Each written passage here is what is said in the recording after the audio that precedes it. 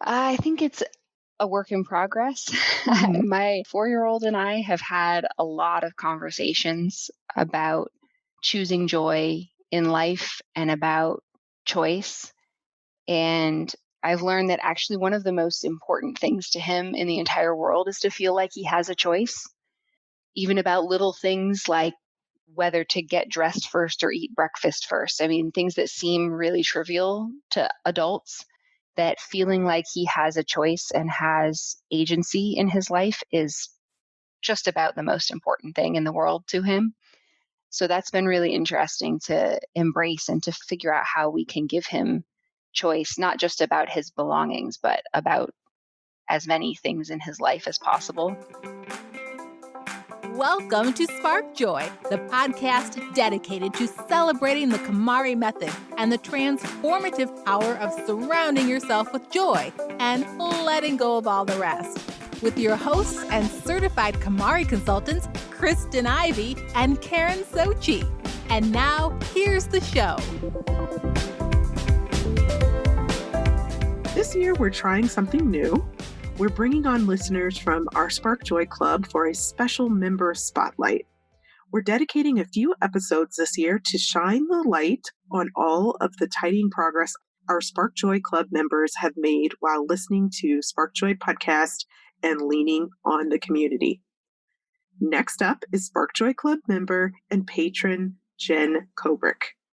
Jen is a homeschooling mom of 2 delightful little people and wife of a space geek in Central Florida. She loves adventure, travel, scuba diving, spending time in nature, ballet, and knitting. Her other passion is supporting parents to find more joy and connection in family relationships as a holistic family consultant with the Consciously Parenting Project. Jen has been a Spark Joy Club member for the past 6 months and is now officially done with making decisions about everything that she has ownership of and her kids' items as well. And she's been working with her husband as well, inspiring him to work on his sentimental stuff. So we want to talk about her KonMari journey and how she tidied once and for all. Welcome to Spark Joy, Jen. Thank you. I'm so excited to be here. I'm a little bit starstruck, actually. You guys have been so wonderful on my journey. Oh, well, that's very nice to hear. We're very happy to have you on the show. So you have to tell us, how did you first come across Marie Kondo and the KonMari method? I think I first heard of it when friends watched the Netflix show shortly after it came out. I was trying to think, and I don't think I had heard about it before that. But the way I heard about it was from people who were watching the show and sort of using this misconception of, if something in the house doesn't spark joy to me, then I'm getting rid of it, even if it's not mine, mostly with kids' things. And so I had a lot of resistance to the idea of it when I first heard about it because I kept hearing that and I kept going, but my kids would kill me if I got rid of their stuff. Like they would never trust me again if I got rid of their stuff without asking. So I heard about it for, I think, most of a year before I finally took the plunge and decided to learn more for myself instead of just hearing all this second, third hand information. Awesome. And when you decided to jump in, what were you trying to accomplish? What was your vision when you originally set out to get organized? So I have pretty much always had a lot of stuff. My house has been pretty full, but I'm very organized. So it was, sort of like packed to the max, but I could find everything and I knew where everything went. And then we had a second child. And so we pulled all of the baby and little kids stuff back out from closets and stuff. And of course, got new gifts for the second baby. And so then suddenly it was at a level where like there was no clear surface to set something down. I couldn't cook a meal because the entire kitchen counter was covered with stuff that had become permanently landed there. It was hard to walk. We have a huge front room that we use as a playroom, and it was hard to walk through there. And so there just came a point where I was like, I don't care how this happens, but somehow this has to get to a manageable level. And so the tagline of, life changing is what stuck out to me from KonMari of, okay, maybe this is the method that, you know, this needs to be a life change, not just a purge forever. Can you tell our listeners a little something about the layout of your home and maybe describe a little bit about the project that lay before you when you began the KonMari method? Sure. So we have a pretty average suburban type house, a 3 bedroom, 2 bathroom.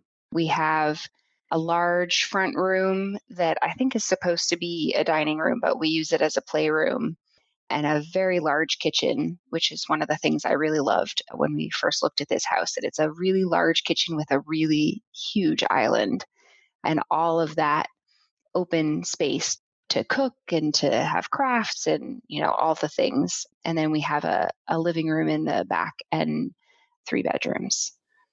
And it was really, I mean, the closets were packed full. There were shelves on every spot of the wall that were all packed full. Every countertop, every surface was packed when we started this. Wow. And when you first started, can you remember what the first category or even the first item that you tidied, that first decision of does it spark joy? Yeah, so we decided to start as a family. So we started with clothes by making a separate pile of each person's clothes. So we had 4 little mountains all next to each other in the guest room. And so the first thing that I personally made a decision about was I have this purple sweater that is like it fits perfectly and it's my favorite color and it's so soft and so cozy. And I knew even before I started making my pile, I kind of like held it to the side and was like, I'm going to make sure that's on the very top because I want that to be the first thing I pick up because I know that that's the feeling that I want to remember as I go through everything else. From that point on, how often did you tidy and what was the pace? We talk a lot about this idea of what it means to finish all at once. How long did the whole process take you to finish? So it took about 7 months total. We started in September and I just finished, and my husband is still working through his sentimental items. And at the very beginning, it went really quickly. The clothes were pretty fast. And then at first, I had this idea that because we started together, we were going to finish together. And so I was sort of waiting for my husband to finish clothes because he has a very busy work schedule. And so he wasn't able to work on it as often as I was. And so while I was waiting for him, I started going through all of the other sizes of kids' clothes, all the kids' clothes that didn't currently fit, and then felt like I should fold all of those when I put them back in the bins in the closet, the ones that I was keeping for them to grow into. And that just was a lot of folding all at once. In retrospect, I wish I had sort of spaced that out more, like done one size and sort of folded it size instead of sorting all of them and then being left with this massive mountain of folding.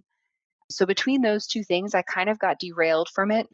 And finally, after I think it was like 2 months where I basically didn't tidy anything, that I finally realized that I needed to just move on with the next category of my own things and let my husband take the time he needed and not be trying to force him to go faster or stalling my own journey by not moving on with the next category. So once I kind of got restarted, things went, progressed pretty steadily. So I would say if you took out the part where I was stalled in the middle, it only took 4 or 5 months. But start to finish was about 7 months. That's really interesting that you mentioned that about your husband's process being different than yours. And I think that, for very practical reasons, a lot of times one member of the family or one partner will just have way more things, whether it's the clothing category or the books category or any category. But I also think it's kind of interesting that your initial thought was, we'll try to do this together. And I can definitely see kind of the rationale for that because of the ability to kind of motivate each other. But I think in the end, it sounds as though you charted the course that was right for you. We talk about that the length of time it takes usually depends on two factors, and that's the amount of things in a category and the length of time it takes a person to make decisions on each individual item. And I think you really saw that in real time in your home. Yeah, and what was really interesting about it, a couple of things that were really interesting about it, actually. One was that the reason that we wanted to do it together as a team was that I didn't want to feel like I was taking ownership of things that belonged to both of us, especially when we got to kimono. So I didn't want my husband to be behind and then not be involved in making those decisions. And in the end, he just kind of did some things out of order because anything in the house that belonged to both of us as we got to kimono, I would just, sort of make a pile and say, hey, go through these with me and then go back to your own stuff that's sort of earlier in the process. But the other thing that was really interesting is that I learned through this that I make decisions on a very instinctive level. Like I pick something up and there's a spark and I know, and that's it. And there's no like second guessing that decision. And my husband makes decisions very thoughtfully and he wants to pick something up and like look at it and take it in and hold it and think about it and make a really intentional decision. And there's nothing wrong with either of those, but that's totally how we are in the rest of our lives too. Like I see something and I'm like, yep, that's the right opportunity. I'm following that path. And my husband will think and really consider and like make pros and cons lists. I don't know that I ever really knew that about him in that way before doing this. I think you just illustrated a aspect of KonMari that really doesn't get as much attention. It's not often glamorized, but the fact that this decluttering process really does help you get stronger in your decision making and even learn how you make decisions and honor that and own it. That's a beautiful example. I'm curious, Jen, when we consider that you're solo tidying, what were the tools that you leaned on? And you mentioned you were inspired by the Netflix and things. Were there other tools that you leaned on during this journey? Yeah, so I did actually go back and read Marie's books when I was in that stalled period. And that helped me realize that I needed to work on my stuff and let go of working on the kids' stuff and my husband's stuff for the time being. And also during that period is when I found your podcast because I was looking online and I was going, there has to be something since there are no consultants near where I live. There has to be something else that can help me figure this out. And so the podcast was, I think I binge listened to more than half the episodes in a couple of weeks. And then decided to join the Spark Joy Club because I had questions about some of the things I was listening to and some of the decisions I was coming up against that I wasn't sure where to go. And so it's been really awesome to be able to post questions and get ideas from other people. So originally I joined the Spark Joy Club wanting that interaction online. And the Joy Journal was kind of like, okay, it's included. And when it got here, it actually, I think, made more difference than anything else because at the beginning of our journey, we did sit down and talk about a vision, but we kind of had no idea where to start or what to think about. And so our vision was kind of, we want the house to be less of a mess. And that was it. And that's not really, that doesn't give a lot of guidance. So the questions in the Joy Journal to really work through, where I am and where I'm going and what is important.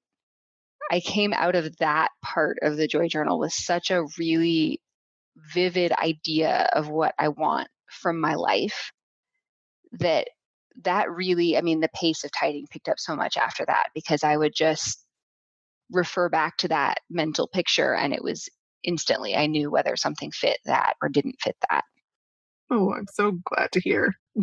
Thank you, Jen, for sharing that these were helpful to you. You not only leaned on the podcast, binged that, you joined the Spark Joy Club. We were so happy to have you, and you were a very thoughtful, active member of the club. And I'm so glad to hear that the Joy Journal pushed your vision forward because really that was my original intention when I made that tool to be this tool where it really does help you get started. It's your tidying companion. It gets right to it, what you need to jump into and be thorough about. And If you're listening to Jen's story and you feel like you need a little bit more guided accountability or just a place to start, please do listen to how you could join the Spark Joy Club. Here's more. The question, does it spark joy, is a simple one, but not so easy to execute alone. Extend your tidying experience by joining the Spark Joy Club, our online community filled with our clients, fellow listeners, and KonMari enthusiasts ready to support your journey. If you find yourself buried under clothing, stuck on storage, or pointing fingers at untidy housemates or family members, we want to help you finish your tidying journey once and for all. Support the show at the Joy Riser level and receive access to our exclusive virtual community, as well as the Tidy Home Joy Journal, your #1 tidying companion. Visit sparkjoypodcast.com and click on Join the Club to get started. And now back to the show. So I found the podcast super helpful, but I actually found that I could not listen to the podcast while sorting. And it's great if other people can, but I found that I really needed to be fully mentally present with the things that were said in the podcast episodes to be able to really take that in. And I also found that I needed to be really completely present with my things when I was making decisions, or else I would start getting into this like, well, it fits in the drawer, so I should keep it. Or, the old patterns of it might be useful someday, so I should keep it. And that I had to really be 100% mentally focused to be able to think consciously about every decision and not fall into those old patterns again. That's really interesting that you say that about preferring quiet when you were organizing, because that's also what Marie preferred. So you're in good company with that. But of course, as you said, everyone's different. So some people love listening to the podcast while they're tidying and other people listen at a different time. But I think finding what works for you is a super most important thing. So you talked about the 2 months that you kind of put things aside, but I'm curious about other maybe categories or subcategories that you found really challenging, and also maybe a little bit about the kinds of questions that you brought to the Spark Joy Club that you found help and support with.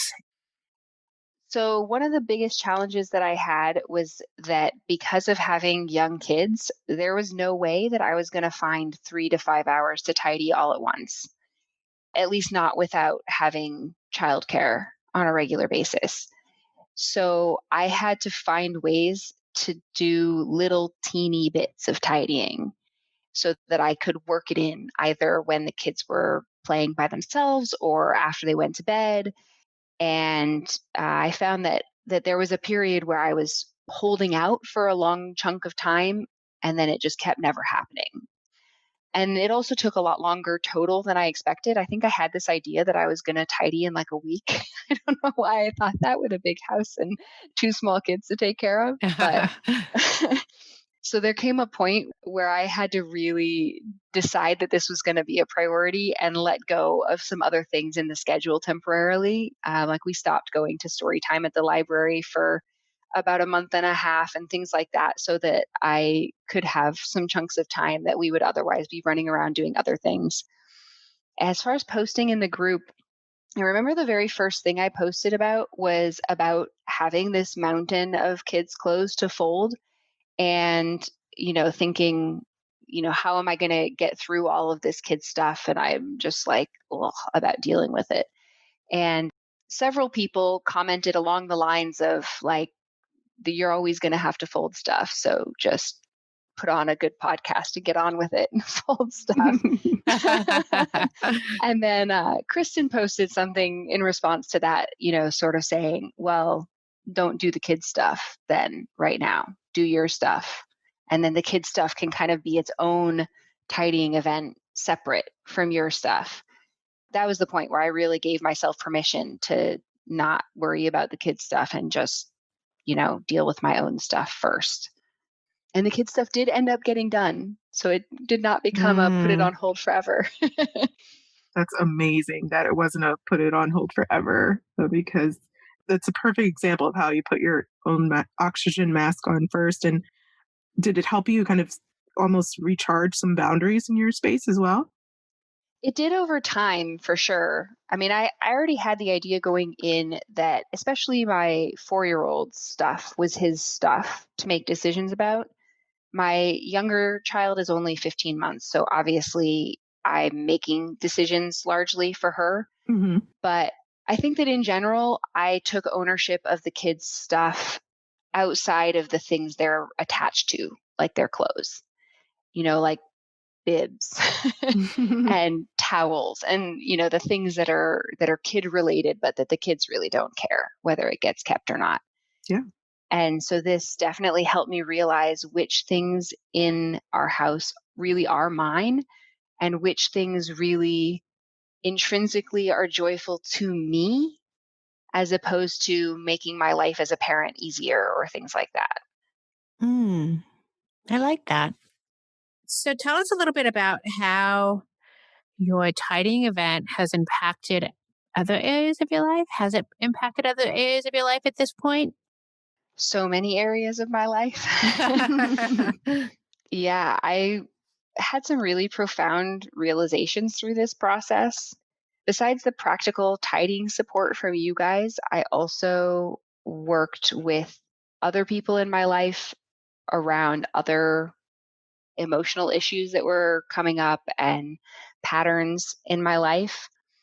One of the big things that came up was I had this idea that joy was a luxury that only rich or self indulgent people would have or want, and that normal people should only care about usefulness and security and safety.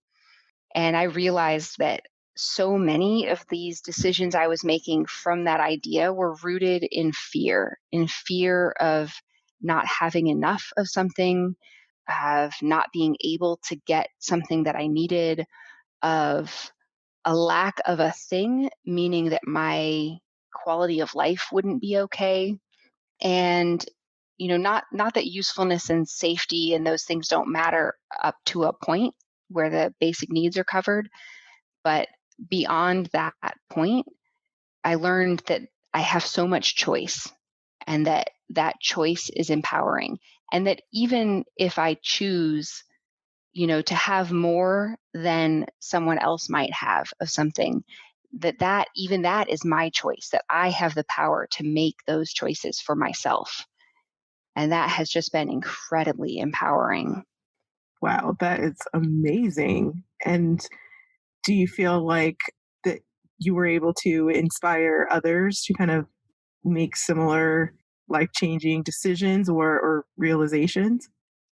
I think it's a work in progress. Mhm. My 4-year old and I have had a lot of conversations about choosing joy in life and about choice. And I've learned that actually one of the most important things to him in the entire world is to feel like he has a choice, even about little things like whether to get dressed first or eat breakfast first. I mean, things that seem really trivial to adults, that feeling like he has a choice and has agency in his life is just about the most important thing in the world to him. So that's been really interesting to embrace and to figure out how we can give him choice, not just about his belongings, but about as many things in his life as possible. And my husband and I have also had a lot of really interesting conversations about these patterns and our behavior and where they come from. And we've started to really ask each other why, because under everyone's clutter is a why. There's a set of Mhm. stories and ideas and beliefs, and those drive the actions. And if we want to change the actions, we have to get underneath to the why and bring that out where we can talk about it and examine it and make changes. And those conversations, both that those conversations really bring stuff out into the open, but also that those conversations are where we get to know each other so much and to understand each other and our history and our patterns and, who we are. That's amazing that you were able to really dig deep there and figure out the root of how these things came to be in your home and in your life, and the bigger picture, the larger message there. And you shared, that powerful observation that you really do like to have the choice and you're embracing choice and redefining what enough means for you. Was there anything else that you discovered that you didn't know before you started tidying? That it's not about the stuff. At least not the life-changing or the magic. None of that is about stuff. Yeah. Yeah, I joke that I didn't get what I was looking for from KonMari, that I came looking for a cleared off kitchen counter and instead I got in touch with my authentic self. Wow. Oh my gosh. Amazing. Super inspiring. So we have to ask, do you have a favorite tidying tip? So I sort of have three that fall under the heading of how to get through your stuff when you have kids, especially little kids. So my absolute most favorite tidying tip is a mother's helper.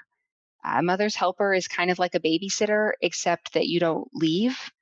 So it's frequently someone who isn't really ready for the responsibility of being left with kids yet. So in our case, it's a 13-year-old who's a homeschooled kid. So she's available during the day. And we pay her, you know, less than we would pay a babysitter, but she plays with the kids and keeps them occupied and feeds them snacks. And I'm there if they really need anything, but I can have the headspace and the physical space to make decisions. And now that I'm done with tidying, I can have some space to, do some yoga or work through my unfinished business from the tidying. So that really, it's a win for everybody. She gets some spending money and some responsibility. The kids get effectively a big sister and they adore her. And her mom gets some time off, and I get some time off. And a mother's helper is really just a win for everybody. And then the other parts of that is the super, super, super small subcategories. If you have little kids and you're trying to tidy while they're around, is, if your subcategory would be kitchen utensils, divide that down into spoons and spatulas as separate, and that way you can feel a win of knocking out one teeny little subcategory. And then if the kids are still occupied, maybe you can knock out a second teeny little subcategory. And then the third part of that was to leave the kids' stuff aside. Even if it feels like the kids' stuff is the clutter, I found that once I took ownership of my own stuff and made decisions about my own stuff and figured out what brings me joy, that the kids' stuff was so easy and painless by comparison. Great tips. I know our moms out there are going to love those. Amazing work, Jen, really. And at this very moment, what sparks the most joy in your life? So besides my kids, of course, because they really are delightful little humans, the thing that right at this moment is really just putting a smile on my face is my bed. So at the end of this process, we started painting. Our house had some really bright orange and yellow paint on the walls when we moved in. It was really awful.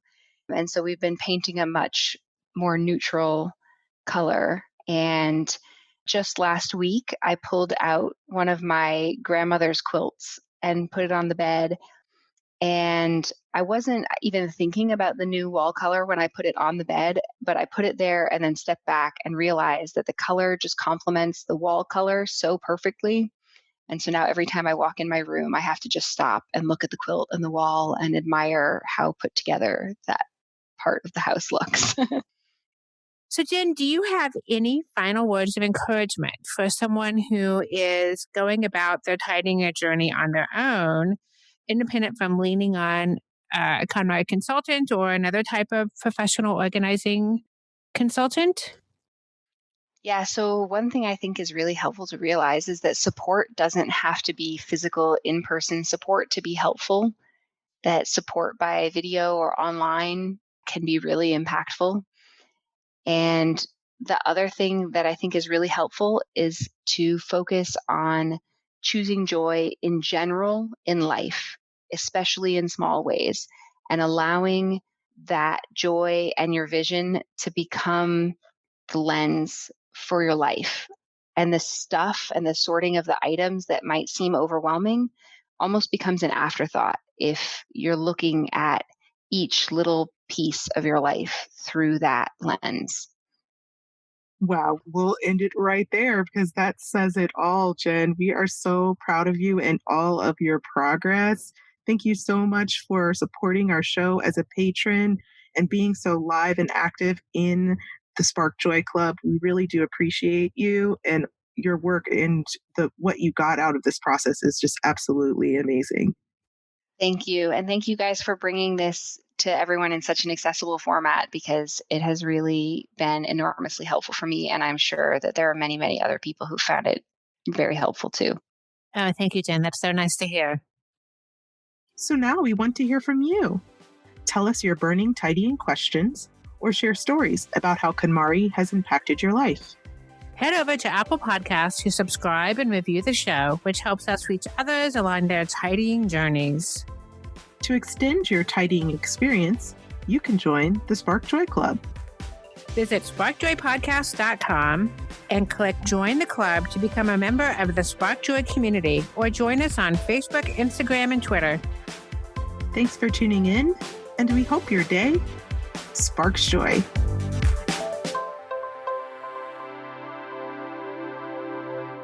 Thank you for listening to Spark Joy with your hosts Kristen Ivy of For the Love of Tidy in Chicago and Karen Sochi of The Serene Home in New York City. Spark Joy, the podcast, is not endorsed by or affiliated with KonMari Media, Inc. The opinions expressed on this episode represent the views of the co-hosts and guests alone and do not represent the corporate position of KonMari Media, Inc. or the KonMari consultant community.